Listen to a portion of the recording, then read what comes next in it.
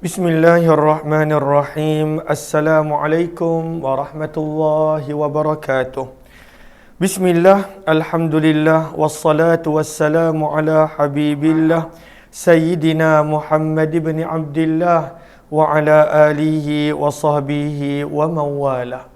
Subhanaka la ilma lana illa ma 'allamtana innaka antal alimul hakim. ولا حول ولا قوة إلا بالله العلي العظيم. اللهم رب اشرح لنا صدورنا ويسر لنا أمورنا واحلل عقدة من ألسنتنا يفقه أقوالنا. اللهم فكهنا في الدين وعلمنا التأويل. اللهم ألهمنا مراشد أمورنا وأعذنا من شرور أنفسنا برحمتك يا رب العالمين والحمد لله رب العالمين. Alhamdulillah, summa alhamdulillah. Apa khabar sahabat-sahabat semua? Selamat petang buat sahabat-sahabat yang berada di ruangan Facebook dan juga ruangan TikTok. Ahlan-ahlan kepada semua. Apa kata kita mulakan pertemuan kita dengan kita perbetulkan dahulu niat kita. Moga-moga pertemuan kita adalah kerana Allah Subhanahu wa taala. Nawaitu ta'alluma wa ta'lim wa tadhakkura wa tadhkir wa naf'a wal intifa' wal ifadata wal istifada wal hatha 'ala tamassuki bi kitabillah wa sunnati Rasulillah sallallahu alaihi wasallam wad du'a'i ila al huda wad dalalati 'ala al khair ibtigha'a wajhillah wa mardatih wa qurbih wa thawabih. Amin amin ya rabbal alamin. Ahlan-ahlan kepada semua, kita pada petang ini nak sambung perkongsian berkenaan tentang tanda-tanda besar kiamat. Kiamat adalah sesuatu yang pasti. Kiamat adalah peristiwa di mana tidak ada seorang makhluk pun ketahui bila akan berlaku. Jibril pernah bertanya kepada Nabi tentang bila kiamat. Maka Nabi SAW menjawab, mal mas'ulu anha bi'a'lama minas sa'il. Tidak ada yang tahu. Baginda pun tidak tahu bila kiamat. Bahkan Jibril, ketua para malaikat, ketua makhluk yang berada di langit, pun tidak tahu bilakah berlakunya kiamat. Namun Nabi SAW kongsikan kepada kita tanda-tanda kiamat, dan kita nak sambung pada muka surat 189, tanda kiamat yang berikutnya. Maka para ulama telah membahagikan tanda kiamat kepada 3. Ada tanda kiamat yang kecil, itu telah kita kongsikan. Tanda kiamat yang sederhana, itu telah kita kongsikan. Dan sekarang ini kita sedang berkongsi berkenaan tentang tanda-tanda besar kiamat. Apakah tanda-tanda besar kiamat mengikut susunan? Maka sahabat-sahabat boleh catat di ruangan komen, membantu sahabat-sahabat yang mungkin join kemudian ataupun masuk kemudian. Maka kita telah baca yang sebelum ini. Maka tanda besar kiamat yang pertama, berlakunya pada waktu itu peperangan dan fitnah yang besar. Kemudian tanda besar kiamat yang kedua, kemunculan Imam Mahdi yang akan memerintah lebih kurang di antara 7 ke 8 tahun dalam keadaan adil, dalam keadaan yang elok. Tanda besar kiamat yang ketiga, semasa pemerintahan Imam Mahdi, maka munculnya Dajjal membawa pada waktu itu ujian yang sangat besar terhadap semua manusia. Maka diseksa dan disakiti orang yang tidak mahu mengikutinya. Dan datang balik sini tak apa. Okey. Maka yang ketiga adalah Dajjal. Laju dia. Tak apalah, biar dia sikit-sikit. Beri salam sini. Beri salam je Jangan lama-lama. Okey. Jom. Okey, Allah. Jom. Beri salam kejap je. Okey. Okey, beri salam. Beri salam je. Dah Beri cakaplah Assalamualaikum ataupun suruh Allah. Okey. Dah pergi main dengan kakak. Okey. Pergi main dengan kakak. Okey, dah cukup Okey, maka tanda besar kiamat yang ketiga adalah kemunculan Dajjal. yang mana tidak ada yang boleh mengalahkannya sehingga muncul tanda kiamat besar yang keempat, iaitu turunnya Imam Nabi Isa alaihi salatu wassalam, dan Nabi Isa akan membunuh Dajjal di Palestin. Adapun hadis-hadis semuanya kita telah baca. Setelah daripada itu Allah maklumkan kepada Nabi Isa akan munculnya Ya'juj dan Ma'juj. Maka Ya'juj dan Ma'juj adalah tanda besar kiamat yang kelima, mengikut turutan. Maka Ya'juj dan Ma'juj digambarkan jumlahnya tersangat-sangat ramai. Nabi gambarkan bagi setiap manusia jumlah Ya'juj dan Ma'juj adalah 1,000 orang. Itu dia punya nisbah. Setiap satu manusia lawannya adalah 1,000 orang Ya'juj dan Ma'juj. Maka Nabi Isa alaihi salatu wassalam dalam hadis, Allah maklumkan kepada Nabi Isa tak boleh lawan, bawalah umat Islam yang bersama dengan dia ke Bukit Tur, dan disitulah mereka bertahan. Maka begitu banyak Ya'juj dan Ma'juj. Akhirnya mereka berada dalam keadaan yang sangat-sangat lapar, sehingga dalam hadis Nabi SAW menyebut kepala lembu yang tak ada banyak sangat daging pada waktu itu harganya adalah lebih mahal daripada ratusan dinar, ratusan ribu ringgit pada zaman kita. Maka itu adalah yang kelima, Ya'juj dan Ma'juj. Maka akhirnya Ya'juj dan Ma'juj Allah matikan dengan penyakit yang ada pada tengkuknya. Dan apabila mereka mati pun membawa kesukaran, kerana bila Nabi Isa turun daripada Bukit Tur, dalam hadis digambarkan tidak ada kadar sejengkal daripada tanah di bumi kecuali adanya bangkai dan mayat Ya'juj dan Ma'juj. Dan kita telah baca hadis-hadis berkenaan tentang Ya'juj dan Ma'juj. Maka ini tanda besar kiamat yang kelima. Maka setelah daripada matinya Ya'juj dan Ma'juj, maka Nabi Isa akan menjadi pemimpin di muka bumi bersama dengan orang-orang yang beriman, hanya orang yang soleh, yang baik, yang berbaki, yang tinggal bersama dengan Nabi Isa untuk tempoh selama 40 tahun. Selepas 40 tahun, ada satu lagi khalifah yang dikenali sebagai Khalifah Al-Muq'ad, yang turut memimpin manusia dalam kebaikan, hanya manusia baik yang ada. Namun setelah daripada itu manusia kembali menjadi jahat. Manusia kembali melanggar perintah Allah. Manusia kembali berani menentang perintah Allah. Maka datanglah tanda kiamat besar yang keenam. Apakah tanda besar kiamat yang keenam? Datangnya Ad-Dukhan. Maka tempoh Nabi Isa 40 tahun. Maka pada waktu itu semua orang adalah orang yang baik, orang yang beriman, orang yang soleh. Tidak ada yang melawan perintah Allah, melakukan dosa dan maksiat kepada Allah. Namun setelah kewafatan Nabi Isa, maka manusia kembali kepada keadaan yang mana mereka berani melanggar. Bahkan dalam hadis disebutkan zina menjadi berleluasa. Maka datanglah tanda kiamat yang keenam. Dan ini adalah tajuk kita pada petang ini dalam tempoh yang berbaki 20 minit. Ahlan-ahlan kepada sahabat-sahabat yang baru join, mohon jasa baik untuk bantu share, bantu untuk kongsi, bantu untuk sebar luas. Mudah-mudahan lebih ramai yang beroleh manfaat.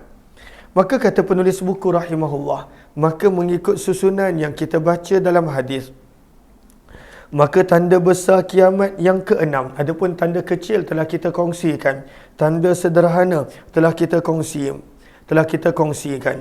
Maka tanda besar kiamat yang keenam adalah Ad-Dukhan. Apakah yang dimaksudkan dengan Ad-Dukhan? Ad-Dukhan terjemahannya adalah asap. Maka penulis buku menulis bahawa keluarnya Ad-Dukhan iaitu asap. Bagaimanakah keadaan asap? Apakah Al-Quran ada cerita tentang asap ini? Apakah hadis ada kongsikan tentang asap ini? Ini yang kita nak berkongsi pada sesi pada petang ini. Maka asap itu sebenarnya adalah salah satu bentuk azab daripada Allah, sebagai peringatan sebelum nanti akan datangnya tanda kiamat besar yang ketujuh, yang mana Allah tutup pintu taubat. Maka asap ini Allah bagi peringatan yang akhir-akhir. Peringatan itu banyak, tapi antara peringatan yang akhir-akhir, bertaubat sebelum datangnya waktu. Walaupun belum kiamat, Allah dah tutup pintu taubat. Allah dah tak terima taubat. Namun malang ramai yang pada waktu itu tetap tidak bertaubat. Maka kata penulis buku, asab itu sebenarnya adalah azab daripada Allah, peringatan daripada Allah, antara peringatan yang terakhir daripada Allah Subhanahu wa taala. Maka kata penulis buku, gumpalan asap tersebut akan mengepung manusia sebagai bentuk azab daripada Allah kepada mereka yang ingkar. Sebab selepas kewafatan Nabi Isa, maka manusia, waktu Nabi Isa ada, manusia beriman, hanya orang yang beriman, hanya orang yang soleh, hanya orang yang baik.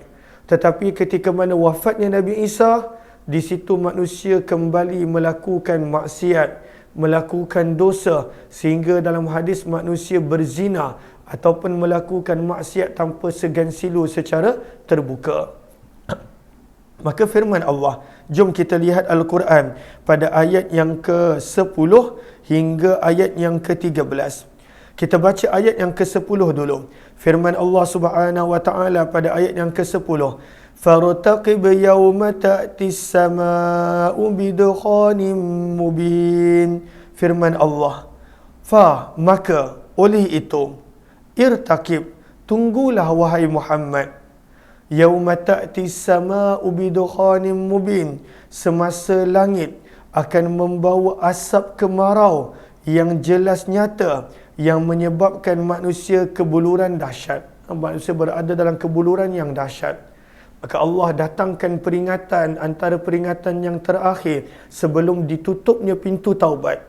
Walaupun belum mati, walaupun belum berlaku kiamat, maka akan berlakunya penutupan pintu taubat. Maka datang asap yang mana firman Allah Subhanahu wa taala menjadikan manusia kebulur, menjadikan manusia berada dalam keadaan lapar, menjadikan manusia pada waktu itu berada dalam keadaan teruk. Dan bagaimanakah asap ini? Asap ni bukan datang sikit-sikit. Firman Allah pada ayat yang ke-11, yaghshan nas hadza azabun alim. Firman Allah, asap ini akan yaghsha, mengepung, meliputi seluruh manusia. Seluruh manusia pada waktu itu akan ditutupi dengan azab. Seluruh manusia akan dikepung dengan azab. Yang beriman pun ya, yang tidak beriman pun ya. Cuma keadaan orang yang beriman berbeza daripada keadaan orang yang tidak beriman. Maka firman Allah Subhanahu wa taala, maka akhirnya orang-orang yang tak beriman, mereka tahu ini azab, tapi malangnya ramai yang tak bertaubat. Maka mereka berkata, hadza azabun alim, ini adalah azab yang memedihkan, tapi mereka tak beriman. Padahal Al-Quran menyebut orang-orang yang ingkar bila datangnya dukhan, datangnya asap yang meliputi bumi, mereka tahu ini azab. Sebab itu Al-Quran nukilkan kata-kata mereka. Mereka berkata, hadza azabun alim, ini adalah azab, peringatan yang pedih daripada Allah. Malangnya mereka pada waktu itu tidak beriman. Dan ada yang beriman sekejap je, kembali kepada maksiat dan dosa. Dan inilah perangai dan sikap manusia. Kadangkala dia tahu Allah bagi peringatan kepada dia, namun pada waktu itu kerana kedegilan, kadangkala kerana kesombongan, kadangkala kerana keegoan, menjadikan dia memilih untuk tidak mahu bertaubat dan kembali kepada Allah.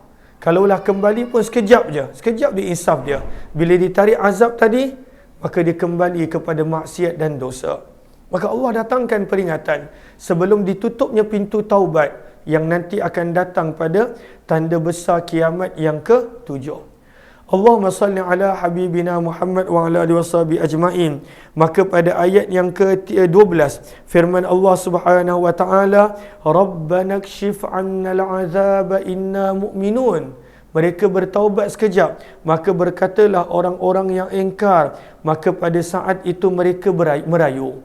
Apakah rayuan mereka? Rabbana, wahai Tuhan kami, ikshif annal azab, hapuskanlah azab ini daripada kami, inna mu'minun, sesungguhnya kami beriman. Mereka beriman, mereka menzahirkan yang mereka beriman.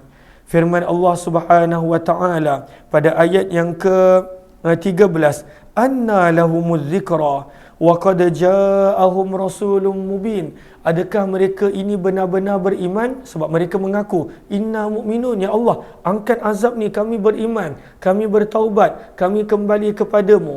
Maka Allah menjelaskan pada ayat yang ke-13, bagaimana mungkin mereka nak beriman? Bagaimana mungkin? Anna lahumudz zikra. Bagaimana mungkin mereka nak mengambil pengajaran? Anna lahumudz zikra.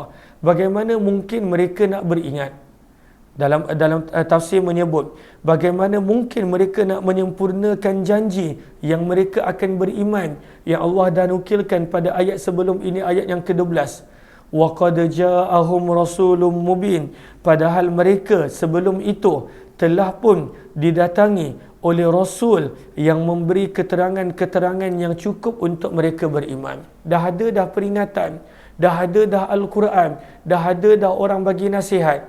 Maka bila turun azab, maka pada waktu tu manusia berjanji, Rabbana kshif 'annal azab, ya Allah, alihkan azab ni, angkat azab. Inna mu'minun, kami bertaubat ni, kami benar-benar beriman.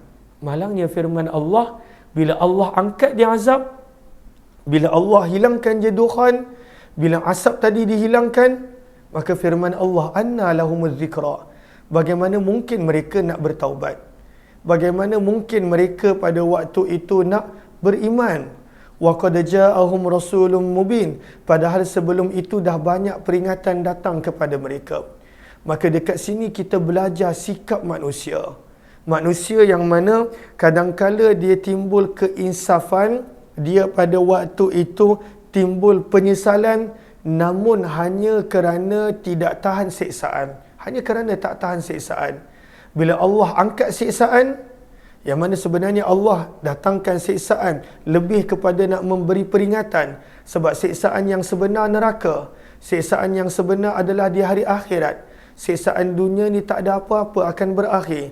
Siksaan yang Allah datang lebih kepada dalam bentuk peringatan.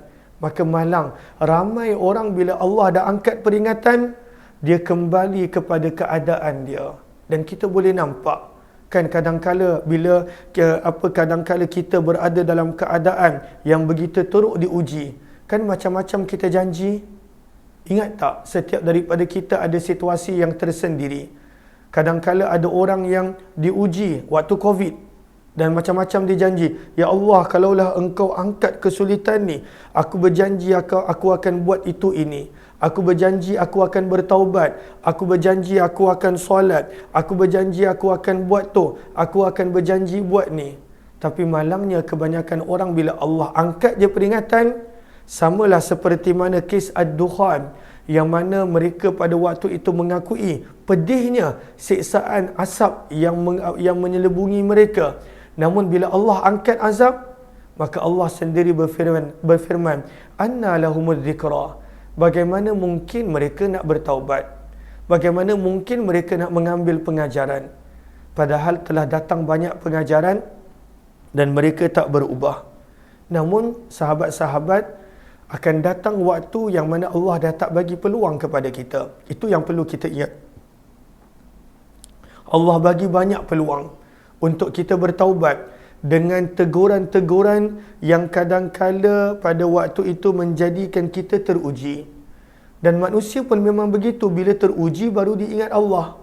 Bila berada dalam musibah baru diingat Allah. Bila berada dalam kesulitan baru hilang sombong dan ego dia dan diingat Allah. Tapi banyak orang, moga Allah tidak menjadikan kita daripada golongan itu, yang mana bila diangkat di ujian, maka pada waktu itu dia tidak benar-benar bertaubat kepada Allah Subhanahu wa taala. Maka kata penulis buku pada muka surat 190, maka orang-orang yang tidak beriman akan cukup terseksa dengan asap ad-dukhan ini. Orang-orang yang beriman akan cukup terseksa. Asap ini akan menyelubungi semua manusia. Yang beriman dan tak beriman semua akan diselubungi, tetapi orang yang tak beriman akan cukup terseksa. Kita akan baca hadisnya kejap lagi.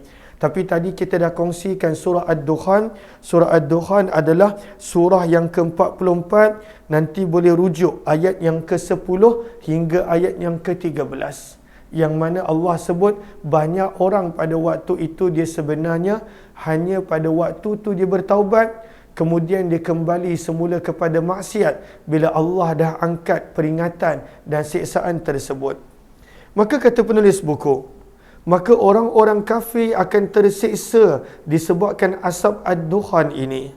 Manakala orang-orang yang beriman pada waktu itu tak ada apa-apa, sekadar seperti selsema. Sekadar seperti selsema. Dan ini adalah antara tanda-tanda besar kiamat yang ketujuh, yang mana pada waktu itu kalaulah manusia ingat sabdaan Nabi, dia dah tahu dia berada pada kategori yang mana. Kalaulah dia cukup terseksa dengan asap yang bakal datang yang menyelubungi seluruh dunia, maka bererti pada waktu itu ada masalah dengan iman dia. Kalaulah dia sekadar merasa sersema, maka pada waktu itu sebagai tanda yang dia iman dia diterima oleh Allah. Datang lagi. Kenapa? Nak salam lagi? Okey, duduk situ je. Okey, dah, tak apa. Tak ada siapa kacau. Duduk sini je. Main dengan, mana bumi dia? Mana bumi? Bumi kat sana.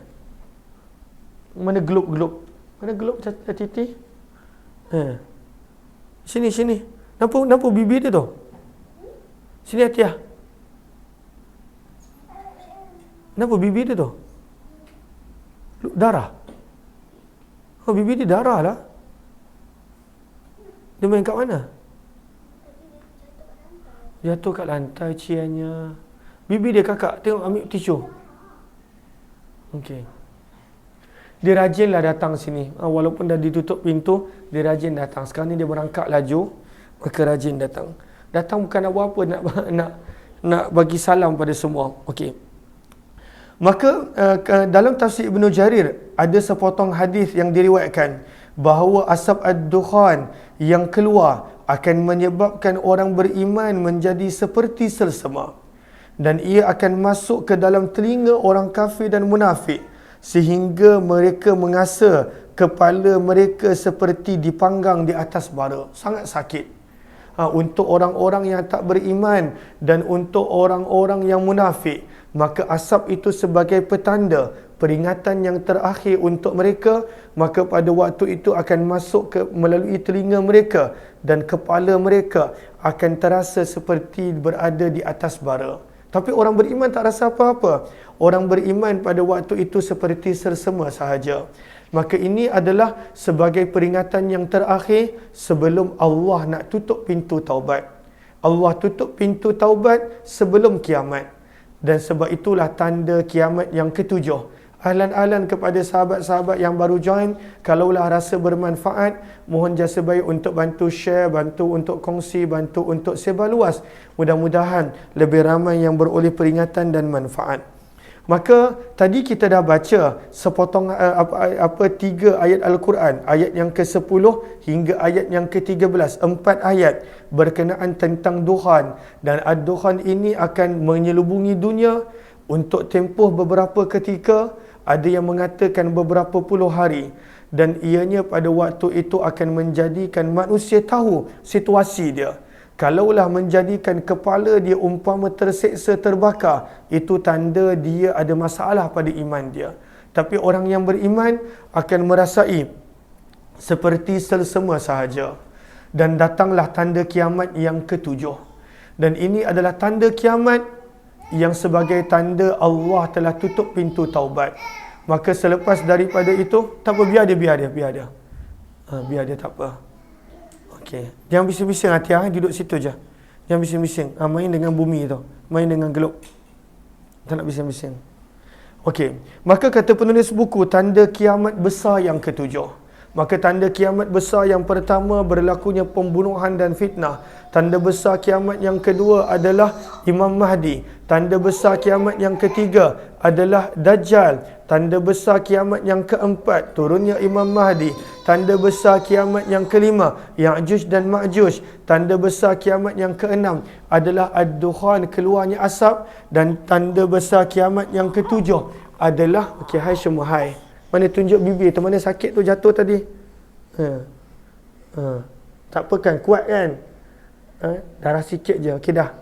Dah hai sekejap, dah hai je. Hai, Assalamualaikum. Assalamualaikum semua. Dah. Okey, dah. Okey, dah pergi main kat luar. Letak di atas tilam. Okey. Maka tanda besar kiamat yang ketujuh sebagai tanda pintu taubat ditutup. Maka kata penulis buku, terbitnya matahari daripada sebelah barat. Terbitnya matahari. Dan Al-Quran ada juga menceritakan ini pada penghujung suratul An'am. Maka pada ayat yang ke-158, panjang lebar Allah Subhanahu Wa Taala bertanya, kenapa manusia tak nak beriman, tak nak bertaubat, nak tunggu siapa? Maka firman Allah Subhanahu Wa Taala pada suratul An'am, kita buka sekejap, suratul An'am ayat 158, muka surat yang terakhir suratul An'am.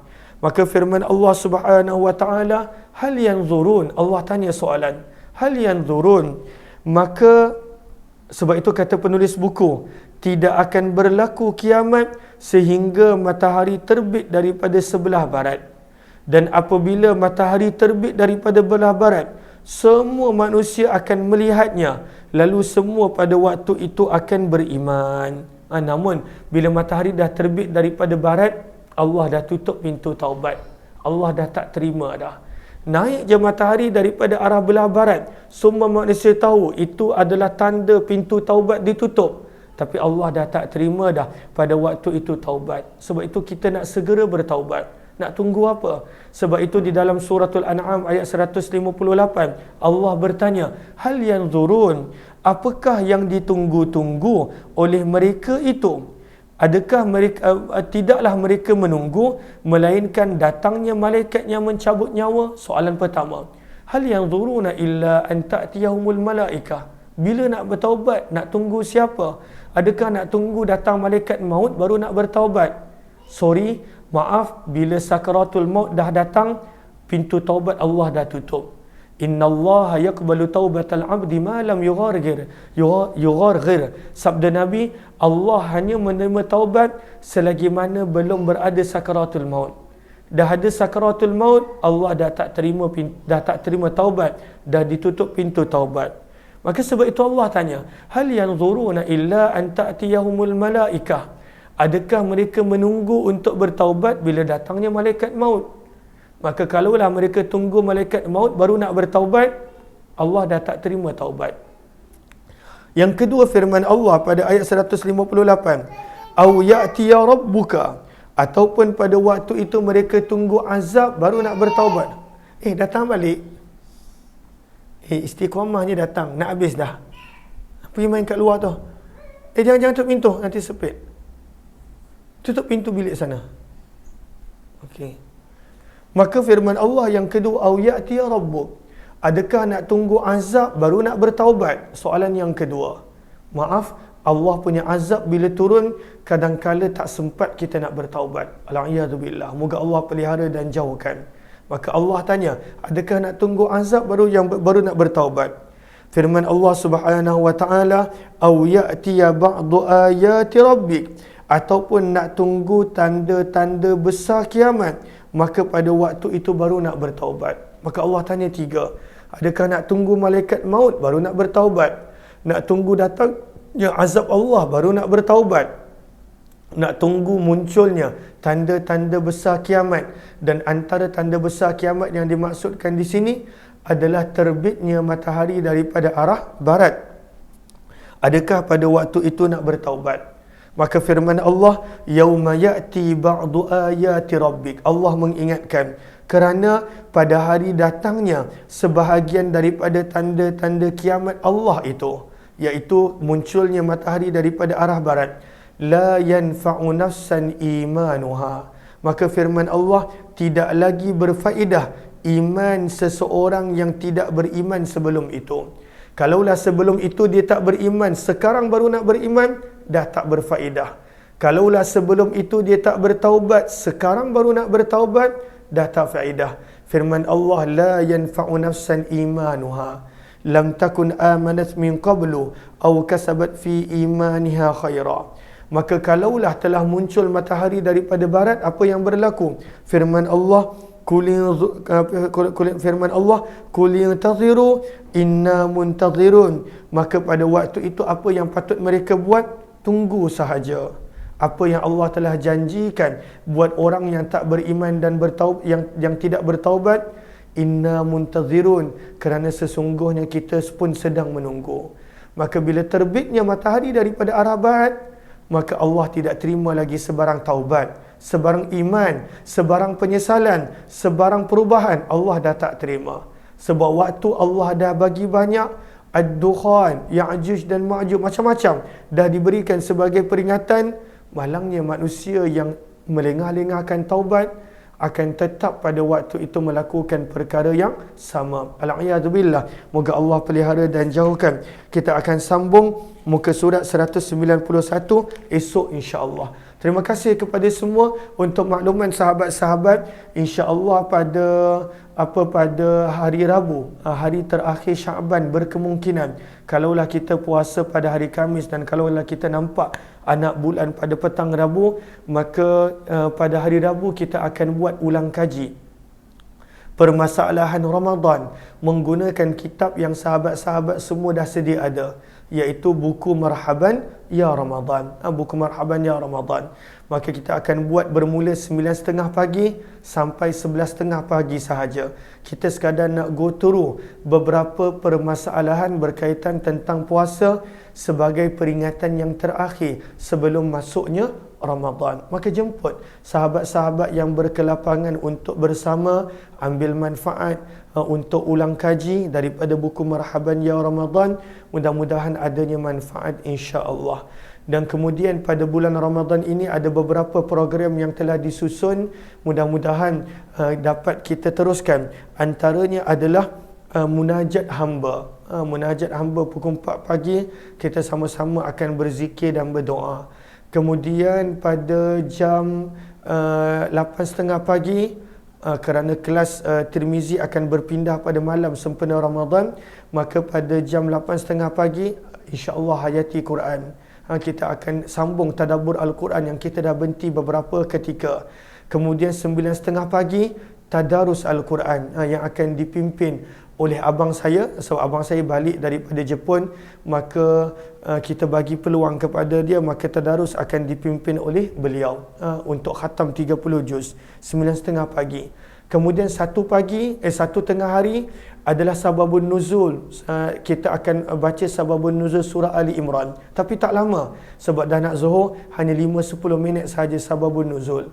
Kemudian pada jam 6.30 petang adalah mahsyar kita akan habiskan, dan kemudian selepas isyak jam 12, selepas tarawih, barulah kelas Tirmizi sampai jam 3 ataupun jam 2 lebih. Mudah-mudahan dengan itu saya dapat menghidupkan malam-malam daripada bulan Ramadan.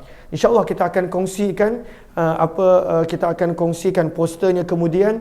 Cuma nanti di TikTok dan Facebook akan ada ulang kaji tentang hukum ahkam puasa pada hari Rabu ini jam 9.30 pagi hingga jam 11.30 pagi. Percuma boleh join, cumanya buku dah habis stok sebab buku yang ada pun untuk para pelajar madrasah. Mudah-mudahan insya-Allah adanya manfaat. Kita jumpa lagi. Wabillahi taufiq wal hidayah. Assalamualaikum warahmatullahi wabarakatuh. Jazakumullah khairah. Terima kasih semua. Jumpa lagi insya-Allah.